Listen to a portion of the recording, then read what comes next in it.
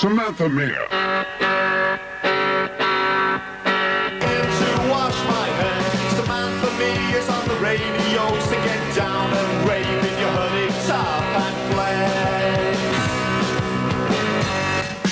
Good evening, my small lumps of distilled gorgeous loveliness, and welcome to Samantha's Sunday night party in an itsy bitsy teeny weeny yellow polka dot bikini. Hurrah!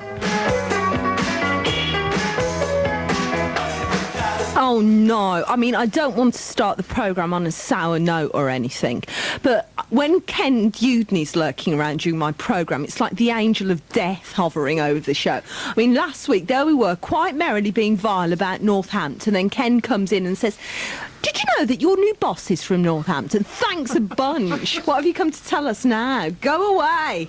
Go away, stop hovering." And do you know what else? I was going to be all jolly and happy and upbeat on the programme because I'm about to go on a holiday and I'm going away for 3 weeks. I wanted to ease you into it gently by being loving and caring and clasping you to my ample bosom. But no, I can't, because do you know what Ian did? Ian is sick. Ian is sick during Rock the Casbah, not caring who was watching him. Do you know what he did in full view of everybody, including a member of the public who's in here with us? Oh, no! Do you know what he did? He ate an apple core. It was disgusting. You know how, like, spiders... The reason everybody hates spiders is because everybody knows that what spiders do when you're lying in bed asleep, they crawl into your ear, they lay eggs, the eggs hatch and the babies eat your brain. I mean, we all know that's what happens. It's a known medical fact. It's a known medical fact. That's why girls hate spiders, and boys too, some of them. Those who have brains in their heads. Yeah, That's why men don't mind spiders. Exactly. Well, you see, they've done, got nothing to lose. We're worried about our little brains being... You can be quiet for a second until I finish. So Ian, in full view of everybody in a built-up area, eats an apple core, including, like, the pips. And you know what's going to happen? You know what's going to happen, because what will happen is that a pip will lodge in your spleen, and then it'll germinate, because you eat funny food. It'll germinate, and it'll be a nice fertile area, your spleen. And why is Clive wearing a tie? Does anybody know? We'll ask him later. He told me because his birthday's gone and it's almost Christmas. Right, okay. He's Anyway, a deep boy. and so Maybe he's got an interview. I haven't finished. So then what happens is that a tree sprouts, an apple tree sprouts in Ian's tummy, and then it's just like Alien. He goes to the doctor and says, "Doctor, I'm feeling a bit weird." And they x-ray him and it all looks real funny in Ian's tummy. And so they decide to go for an exploratory operation, and they make the incision in his abdomen from the chest to the bottom part, which you can't say. You know the bit I mean? And out pops an apple tree. And that's why he's called Ian Wood. Yeah, exactly. Do But you you'll always die. eat your cores? Only when I'm eating an apple. What about you nibble a nuclear reactor? You don't always eat the core. You've probably got, like, a tiny orchard inside your tummy. That is so bad You're for going you. to die for Right. sure. A couple of points about me eating the apple core, okay? First of all, it's very good roughage, of which I get nowhere else in my diet. You eat crisps. I don't eat crisps. Do you remember that girl that was on the telly that got scurvy because she only ate junk food? No, it wasn't scurvy. It was something really... What's that thing that sailors used to get due to That was vitamin scurvy. Scurvy, right. She got scurvy because she only ate junk food. And the only good thing she had in her diet were crisps because they got vitamin C in. Right. So, roughage. So it'll keep me regular, right? And secondly, I was told that eating apple cores were good for me by a fella about 1983, I think it was. I was at college at Leicester Polytechnic. Oh, and it was a student... It's a student prank, Ian. It was a fella from Manchester, so he Was wouldn't he leave- medically qualified? Oh, yeah. He got a degree in graphic design. So obviously he's not going to lead me astray. Ian, you can't... Paul, do you eat apple cores? I eat pear cores. Have you noticed how Epidemic. squeamish Samantha's been getting since she moved to London? You're so poncy. I mean, honestly. I'm You not. eat what we can get in Birmingham. Any reasonably minded person will know that eating pear cores is weird, but I'd expect it from Paul. But not from you, Ian. You're so unadventurous in your ways. Well, those are one of my peculiar ways in which I've become set over the years. If you'd done that in front of Annabella Lewin, you'd have got short shrift from her. Well, I had the good sense and the good manners and the good grace not to eat in front of Annabella Lewin, so... Oh, but you'll inflict it on us. Like you don't care about Well, I don't us. care about you. Charming. Cheers. Anyway, did you have something to say for yourself, Beardy? Oh, it's No. good. Well, that's all right then. Anyway, coming up on the programme tonight, Ian Wood Hello. meets Anna. Ian, like every time I mention your name, it's not an introduction, you know. Ian Wood. Used to be like that. She used to try and pair me off with the girls, you know. I know, I did. That was before you found a bird. Yeah. Anyway, Ian met Annabella Lewin. And we were talking about it last week on the show. Isn't NP stepped in, basically? But there we are. But did you like her? Was she nice? Yeah, she was lovely. Did you flirt with her? I flirted outrageously with her. Really? Wouldn't have minded, but I was tying my shoelaces. Moving swift. No, she was lovely. Is she tall? Not terribly. In fact, we do allude to that during the course of the interview. Wow, I bet it was interesting. Can't wait to hear it, Ian. No, only joking. Sarcasm doesn't become you, Samantha. Oh, it does. No, it doesn't. It does. It does. Oh, look, he's hurt now because I was mean about his interview. Your interviews are always really good. No, it's a fairly dull interview. Is it? Yeah. But you got to meet, so that's what matters. Oh, yes. Never mind the content. I have to say hello to Harbour. Usually. Very professional show put together. Thank you, Ian. Script written in advance. I have to say... Do the words York and Michael spring to mind? Oh, yeah. Oh, that was terrible. You're right. I'm sorry. Michael York. You got a photo with him afterwards as well, didn't you? Oh, he was dull, though. Wasn't he dull? I find him all right, actually. Did you? Did you think he was, like, a bit interesting? They've got a very firm handshake. Yeah, and he's gorgeous, but dull as ditchwater, bless him. Anyway, I have to say hello to Harben. I didn't go into details, but Sharon phoned her daughter and her husband, and they want to give her a big hug. Everybody link hands. Hands, group hug. We're thinking about you, Harbens. Cheer up. Listen to the programme till 11, then you'll be all jolly.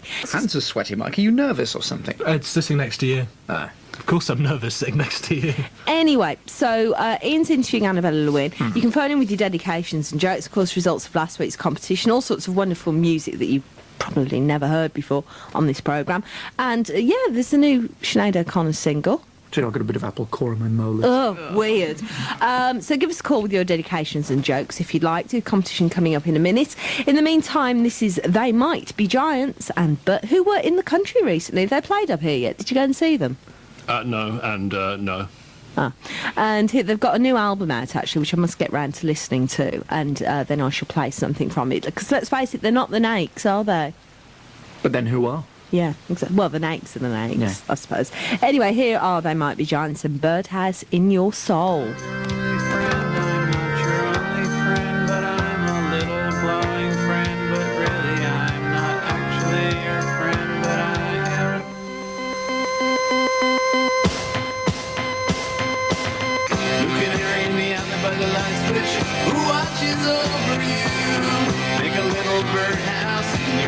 Not to put too fine a point on it. Say I'm the only bee in your bonnet. Make a little birdhouse in your soul. I have a secret to tell from my electrical well. It's a simple message and I'm leaving out the whistles and bells. So the room must listen to me, filibuster vigilantly. My name is Blue Canary, one note spelled L-I-T-E. My story's infinite, like the Longines Symphony. It doesn't rest. Blue Canary in the island by the light switch, who watches over you. Make a little birdhouse in your soul, not to put too fine a point on it. Say I'm the only bee in your bonnet. Make a little birdhouse in your soul.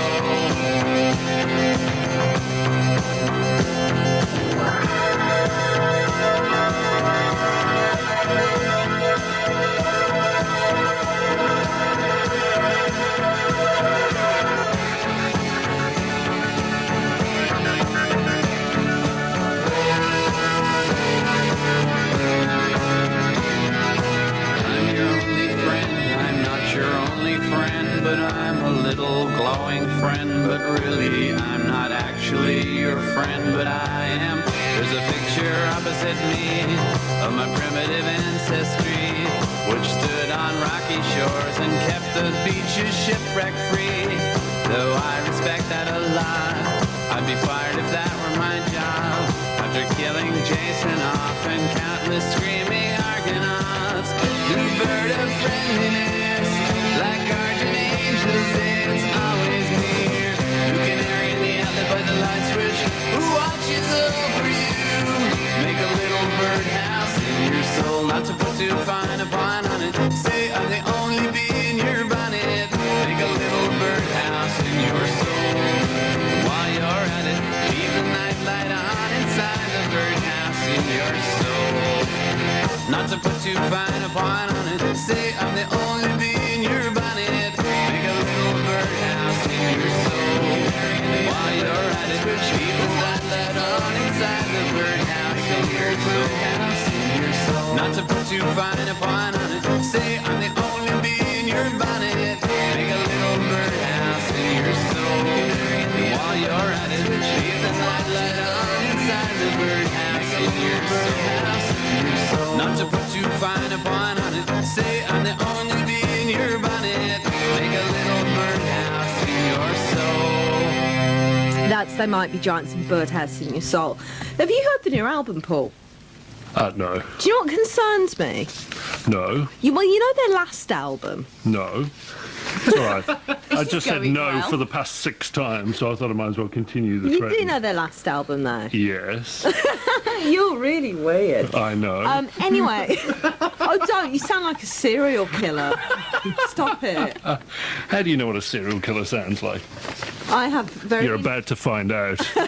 No, I have very interesting friends. Anyway, well, their last album wasn't so great. Like, Birdhouse in Your Soul was really... Do you remember we went to see them, didn't we? I think we did, yes. At Burberry's.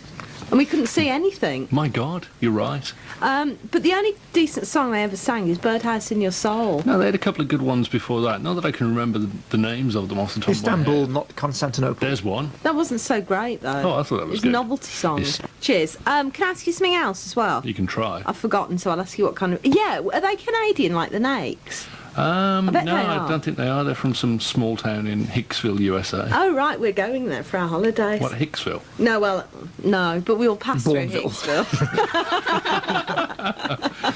Boom, boom. Anyway, what kind of a week have you had, Paul? It's a fairly average week. Have you ever had one of those weeks where you read things and you think that you've gone mad? Yeah, don't. I had a crisis this afternoon. Go on then. No, that's kind of my week as well. But yeah, go on, you tell me about your week. I I'll read tell 2 you. things today that made me think I was absolutely going Yeah, me loopy. too. One of them was an advert from the Royal Mint about the new £2 coin. Really? And you can buy the new £2 coin. How much does it cost, Freshly Paul? minted. And it's legal tender and everything. £3.95. Yes, that is such a rotten, nasty swizz, really. And I read it and I thought to myself, no. Surely not. You thought, weird. Weird, that's weird. You're And then, pulling our pulling bits. I wish I could remember which paper it's in. It's either in the People, the News of the World, or the Mirror. Oh, right. One of those 3. Right. And I also read a press release when I came into the office today, which is about status quo. Yeah. And it was saying about them playing the NEC and stuff. And it said they had more top 20 hits than any British band, with the exception of the Rolling Stones and the Beach Boys, Freaky. which kind of surprised me, I have to say. Wow, yeah. Surprised you they had more hits than the Rubettes. Well, I found out today. You know Kenny, the band? yeah. He had the bump, do the bump. Do you know who the lead singer of Kenny was? Surprised me.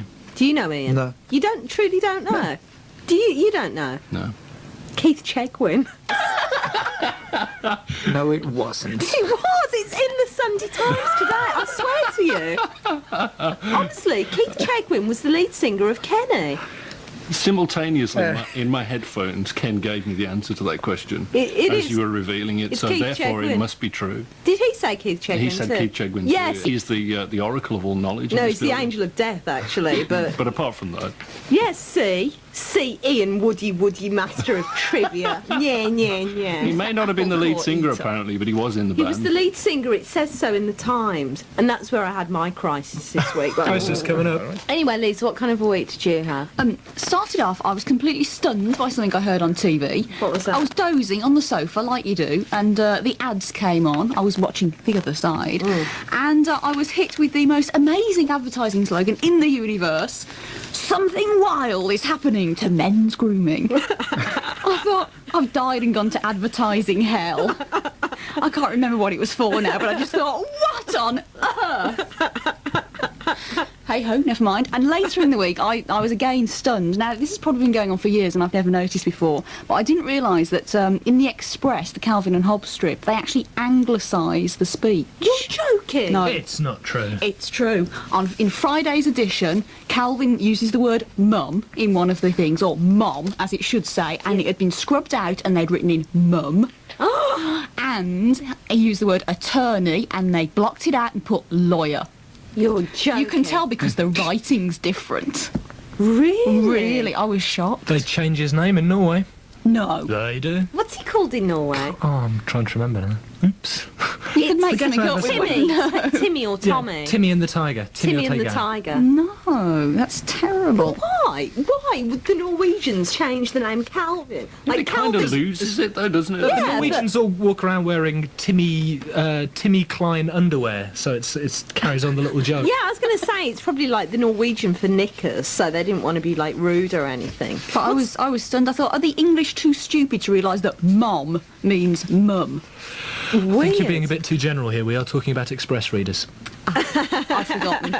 And the rest of the week was taken up with preparing myself for the arrival tomorrow morning of Judy and Richard, the new series. They're back and they're dangerous. Oh, I'm so happy. It suddenly occurred to me today, because there was this thing about Robert Carrier in the News of the World, and it's saying how he was going to be on this morning from next week, and then I suddenly thought, Yes. could it be? Could Yes. it be? Could it possibly be? And they're back. Richard and Judy are back, because I'm their love child, and you're their adopted daughter I too. am. My life has suddenly taken an upswing. Oh, isn't it brilliant that they're I'm so back? happy. I know we shouldn't say this because we're supposed to say Anne and Nick. Oh, well, they're great as well. They're But I'm great sorry. too. Richard and Jude. They're back. I'm so excited.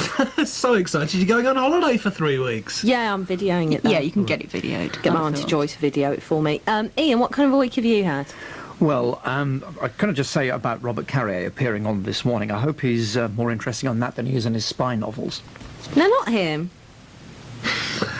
That's somebody else, isn't it? That's Robert Lowe. Now, I was the guest of honour at the opening of Lichfield Airport this week.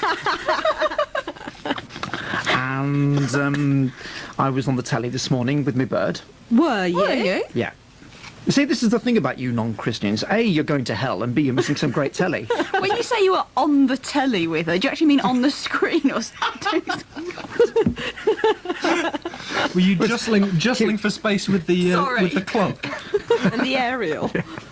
No, it was this programme called The Day Today, or something. Today's the Day, or This is the Day, or something like that. And the subject was all about Christians with spiky hairdos. So was it on in like Because my bird is London? one. Pump? Was it on in London? Oh, yeah, it's a national What did programme. you tell me? I did tell you.